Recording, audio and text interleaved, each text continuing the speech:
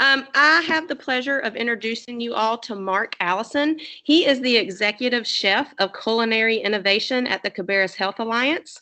Mr. Allison has worked around the world in culinary arts for the past 37 years. He has had and is also a writer of numerous culinary publications. He used to have his own recipe column in the South Wales Evening Post. He has appeared on live TV and radio in the UK and the US. Most recently, the cooking channels Cooking School Confidential and PBS show Overdraft, which featured President Bill Clinton's Ice Cream Nation. He currently regularly works on WCNC, The Charlotte Today Show, demonstrating easy to make at home healthy cooking recipes. Mark currently lives in Charlotte, North Carolina with his 3 children, Jonathan, Matthew, and James. And with that being said, I am going to turn it over to Mr. Allison. And guys, if you have questions, you can put them in the chat. And when he opens it up, we will ask him those questions that are appearing in the chat. Thank you. Good afternoon or good morning, everybody. Is it after 12 o'clock? I'm not sure. What time is it? Oh, 11:54. Good morning. I hope you're all enjoying lunch. It's a pleasure to be here. I believe I've got to tell you a little bit about myself. Probably that was everything about me just there. I've been a chef since I was 16 years old. By the time I was 18, I was already traveling through Europe as a chef and enjoying Spain, Portugal, and Italy and France, working my way through, learning my career.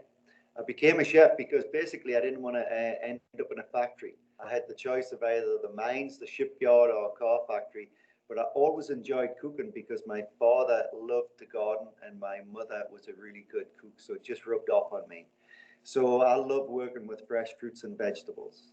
At the age of 24, I decided I needed an education. So I actually went to culinary school for 5 years and trained to be a chef. And then I got a degree in education and then a master's degree in business. And by the time I was 30, I thought, you know what, I'd like to teach. So I became a teacher and I taught culinary arts. But I was very competitive. So all my students who ended up on my culinary team used to compete against other colleges around Europe. And over a 10-year period, we won every competition in Europe. And this led to me to be hired by Johnson & Wales University, which is the #1 culinary school in America. And I worked there for 10 years and I became the Dean of Culinary Arts at that school. And I had 1,400 students and 60 staff under me. And it was a great pleasure to teach culinary arts. And then around about 2013, I left to open a culinary school in New Orleans. And I stayed in that position for a year. And then I was hired by the Dole Food Company, Bananas and Pineapples, to work as their culinary director of nutrition. And I wrote all the recipes for Star Wars because we had a contract with Walt Disney Corporation. I did all the recipes for Incredibles 2 and Cars 3, Beauty and the Beast. And I worked for them for 3 years and it was one of the best jobs I've ever had. Unfortunately, they sold the company in 2018 and I was picked up by the Cabarrus Health Alliance.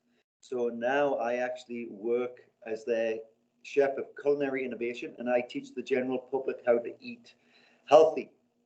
Because if you look around, there's not too many healthy people around these days. And I think that comes down to the fact that we don't cook at home. So that's where I work now.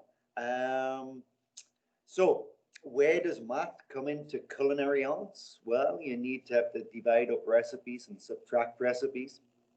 You need to work out the temperatures between Fahrenheit and Celsius. If you're given a recipe for 4 people, but you've got 40 coming, how are you going to multiply that recipe? So it's all basic math. You know, it's how many teaspoons on a tablespoon? Well, there's 3. Or how many tablespoons are in a cup? 16. So you really need to know all the basic math to become a chef. It's not just being on the stove and enjoying cooking. You've got to work out different formulas and different yields. But having said that, that's the smallest part of being a chef. Everything else is enjoyable. You're working around food, you're working around people, and it's one of the most interesting jobs that you could possibly have. And it's also one of these jobs that you could actually travel anywhere around the world because everybody needs to eat. So I've traveled basically all over. I used to live in Alaska. I've lived in Singapore. I've traveled all over Europe. And it's just one of them jobs that if you feel it's a job for you, you can travel anywhere around the world and you can climb as high as you possibly want. So, any questions? Please ask. We've got two in the chat. One of those questions is, why did you choose to be a chef? Okay, great question. I started cooking at around about the age of 14, and I loved Sundays because Sundays were the day that my mother would go into the kitchen and bake. And she would bake apple pie and bacon and egg pie, would always have a big Sunday roast. And I would help her in the kitchen all that day. And I just loved being around food. My father was a keen gardener, and this is going back into 1970. And in England, food was hard to come by even then. So the majority of the food actually came out of our garden. And I would help my father in the garden. He would grow all year round. We would pick what was in season, take it into the kitchen to my mother, and then me and my mother would cook it. So it was just a natural progression. And then at 16, because that's when you leave school in England, it was, what will I do? Because I wasn't that very academically inclined. I was terrible at school. I loved school because I liked to be around my friends, but work-wise, I wasn't that keen on the work. And I just thought, you know what, let's become a chef. All my friends went and worked in factories, and I became a chef, and I've never looked back. I've been a chef for over 40 years. I hope that answers your question. One student asked, where was your farthest travel? Probably Singapore. I was teaching for Johnson & Wales, and every time the school at Sunrise in Singapore did a part of the Johnson & Wales program, Johnson & Wales had to send out an instructor, and I was picked one year, and I traveled to Singapore, and I lived in Singapore for a month, and it was absolutely beautiful. And if there was one place that, if I could choose wherever to live, it would be Singapore. It's a very small island. You can actually travel the whole island in one day, but it is the shopping center of Asia. The people are absolutely fabulous. It is the cleanest place I've ever been in my life. The food is absolutely tremendous, and they're just wonderful people. It was just a great experience. The students that I taught there over that month were absolutely outstanding, and the facility was absolutely beautiful. And I just had a great time. It was one of them places where you just think you could live there. Any more questions? Oh yeah, I've got several. What made you want to travel the world? Actually, my father traveled quite a lot of his work time because back in England in the 60s to 70s, there was no work. So he actually worked in Germany for 10 years. And I think it was just a rub off of hearing about his experiences and travels that rubbed off on me. I left school at 16. I became a chef. And by the time I was 18, I already had itchy feet. I wanted to travel to Europe. So I actually moved to Jersey, which is a small island off France, and I worked there for a year. Then I got the boat over to France and worked in France for a year, then Portugal, Italy, and Spain. And I was away for a number of years, thoroughly enjoyed it. And then I thought, you know what? If I want to really do well in this career, I need to get an education. And that's why I would return back to England. I got a job as a chef, but then I used to go to night school 3 nights a week. And I did night school for 10 years. I did 5 years of culinary arts, then I did a bachelor's degree in education, and then I did a master's degree in business, and then I thought I was educated. Any other questions? Kind of two questions that are similar. What is your favorite recipe, and what is the coolest food you have ever cooked? Okay, my favorite recipe was when I used to live and work in Spain. It's paella, which is basically seafood and chicken in a rice dish. and they cook it on top of the stove. So they let all the flavors merge together, and then they add squid and mussels in the end, and large shrimp. And that's my all-time favorite dish. That just brings back so many memories. What's one of the coolest things I've had?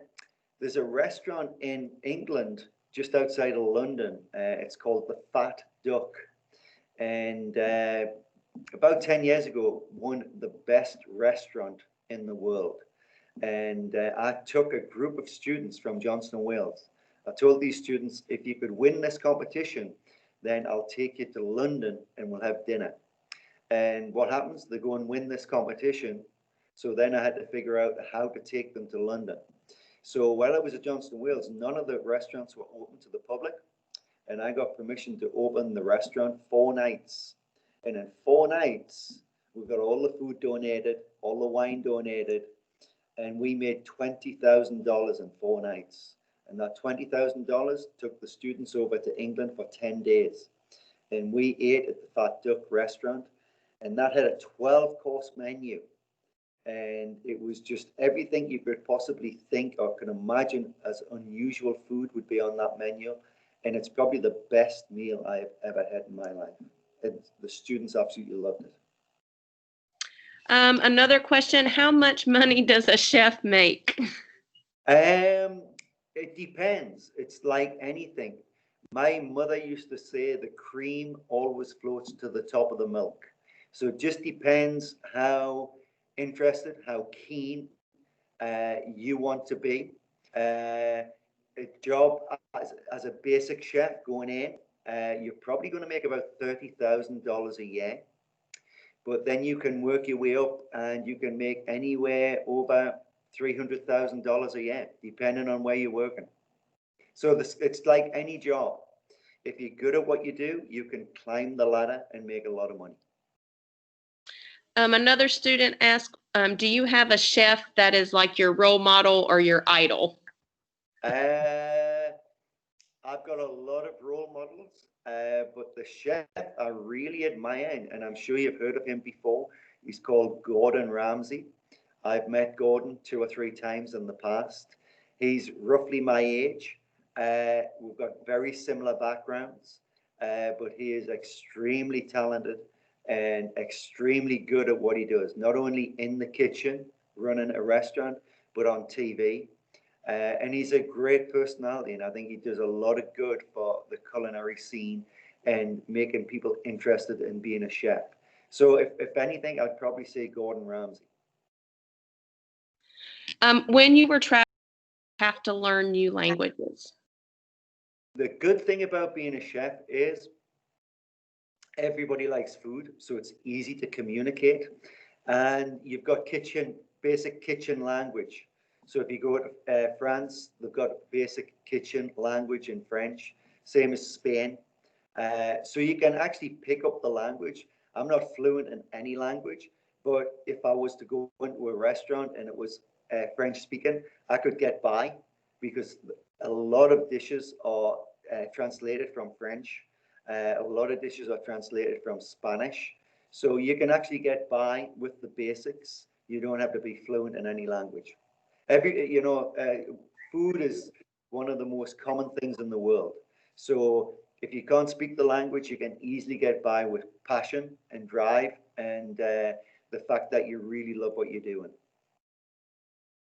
Another question, do you have to use math every day? You know what?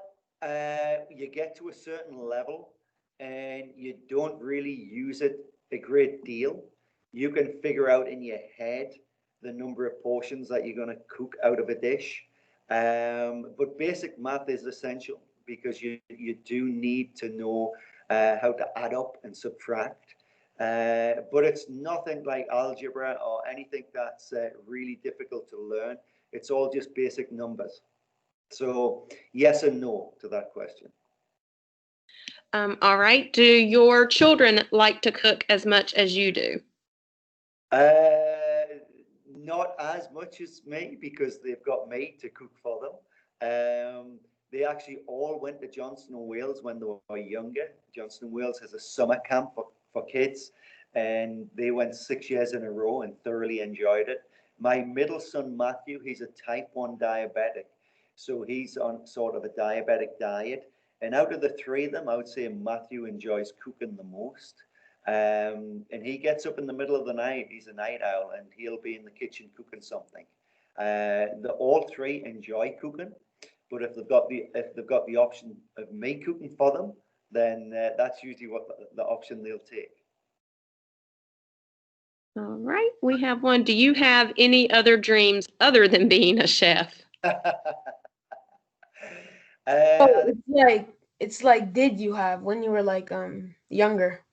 When I was oh yeah, you know what I wanted to be when I was younger? I wanted to be a pilot. I wanted to join the Royal Air Force in England and be a pilot. But the thing was, I wasn't bright enough. I wasn't intelligent enough to get the qualifications to go on to university. But you know what? I've thoroughly enjoyed the career I've had. And I would imagine if I'd become a pilot, I'd be doing something different now at my age. But at my age, hopefully I can retire as being a chef. Any other questions? Let's see. We have one here. What is one thing you don't like about cooking? Washing dishes. But you get used to it. It's part of the job. I was spoiled when I was at Johnson Wales and I was the dean. I used to just turn up and cook the food. Now I work for the Cabarrus Health Alliance. I do everything from shopping to preparing the food, to making the food, to cleaning down. But you know, it's part of the job. There's not really anything I dislike about being a chef. I just love being around food, and I just love the fact that you can make something and somebody's going to enjoy it. You know, and it's instant because it doesn't take all day to cook something. You know, it's a matter of minutes that you can prepare and cook something, and then somebody's sitting in front of you and then enjoying what you've just made for them. And when you see a smile on their face and they're thanking you for making something that is delicious, then that's one of the best parts of the job.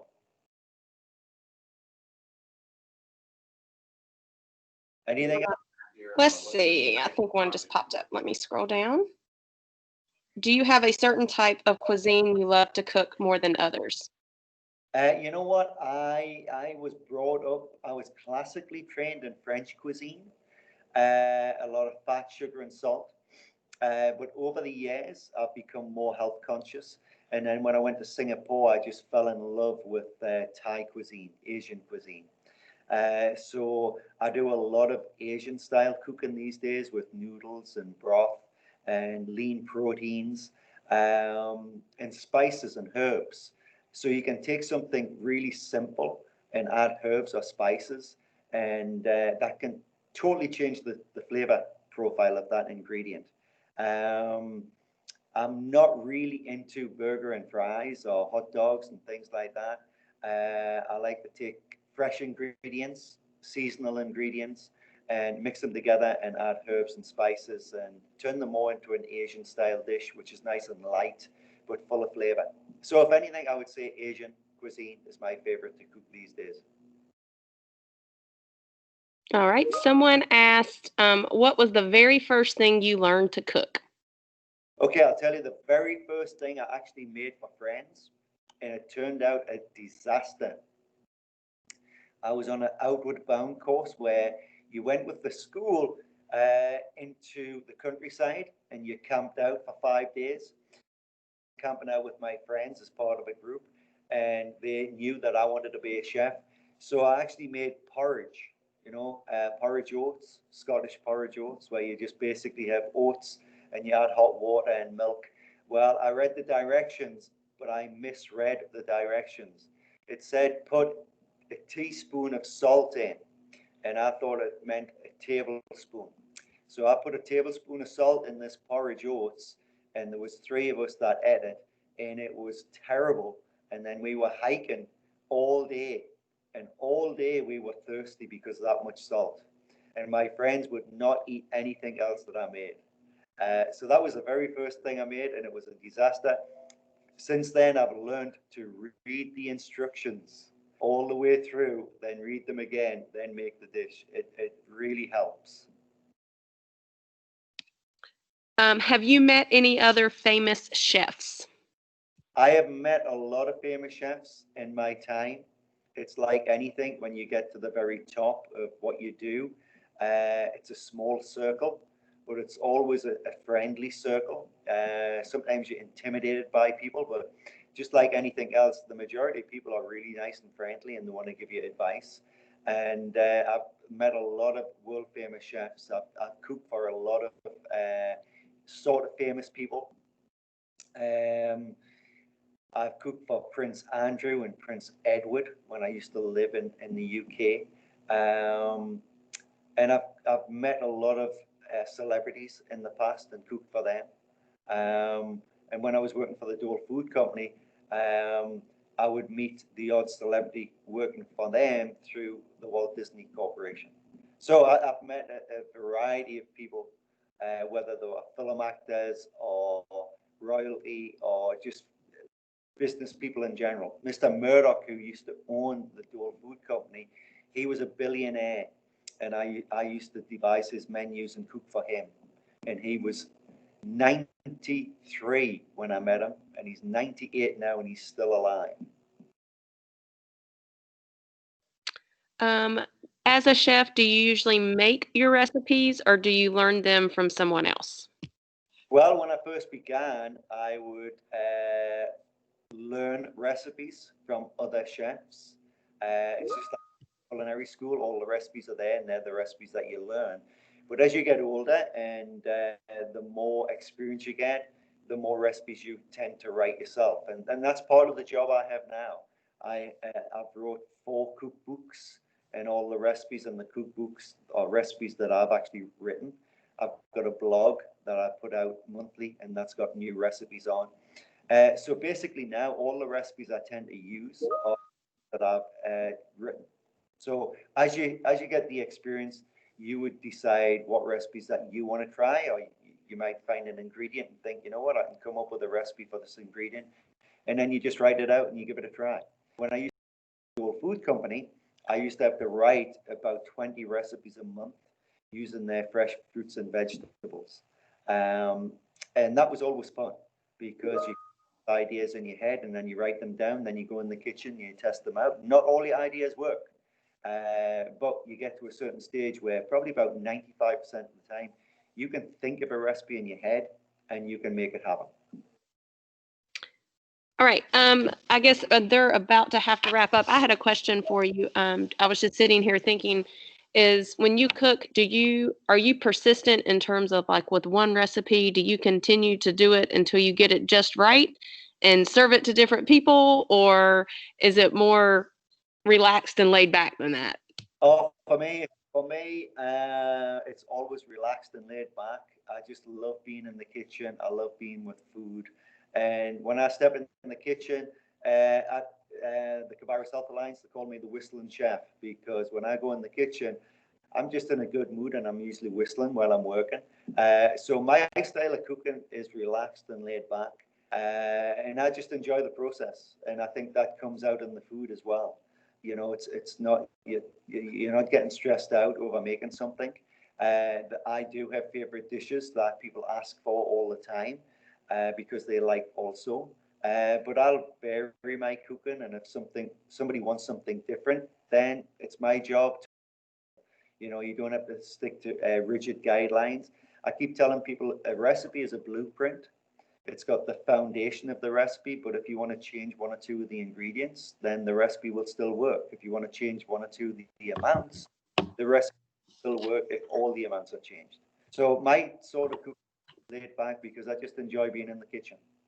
I think this last question is a good one to end on, and I'm going to throw another one on there. The question is, what advice would you want to give to us if we wanted to be chefs?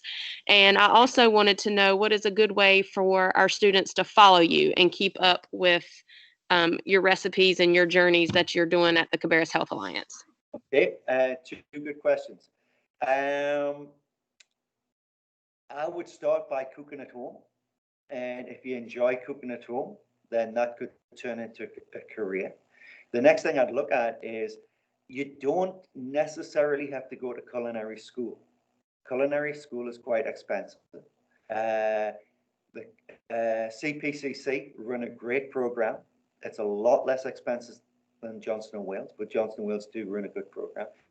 But what I would suggest first is, if you're really interested in being a chef, just go to one of your local restaurants that you enjoy the food at, and then just go in and ask to see the chef and ask if you can get a part-time job, and just go in and work the line and see if you actually like working as a chef. Because what you've got to remember when you first start in any job, especially being a chef, is you're probably going to work most nights of the week, and you're definitely going to work a Friday night and a Saturday night. Now, if your friends are going out on a Friday and Saturday night, you might want to be with them. If that doesn't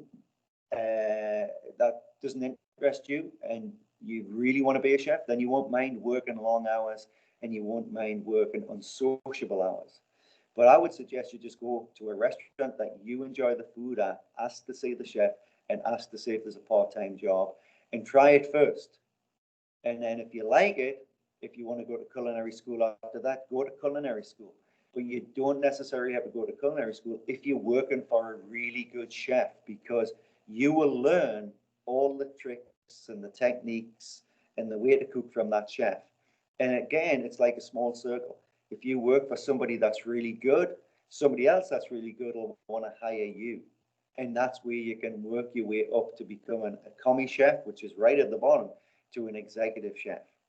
And again, if you don't go to culinary school, you're not paying that debt, but you're working and you're making money at the same time. And then it just comes down to how interested you are at being a chef and how far you want to go up the ladder.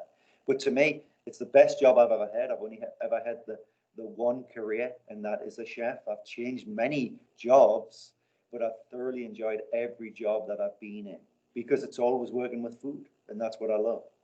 To follow me, you can follow my blog. It's chefmarkallison.com.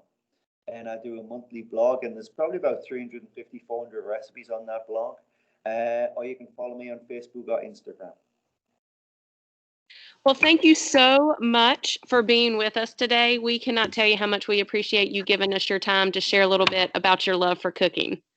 You are welcome, and I hope, if anything, it might have inspired one person just to go in the kitchen and just cook for themselves and cook for the family.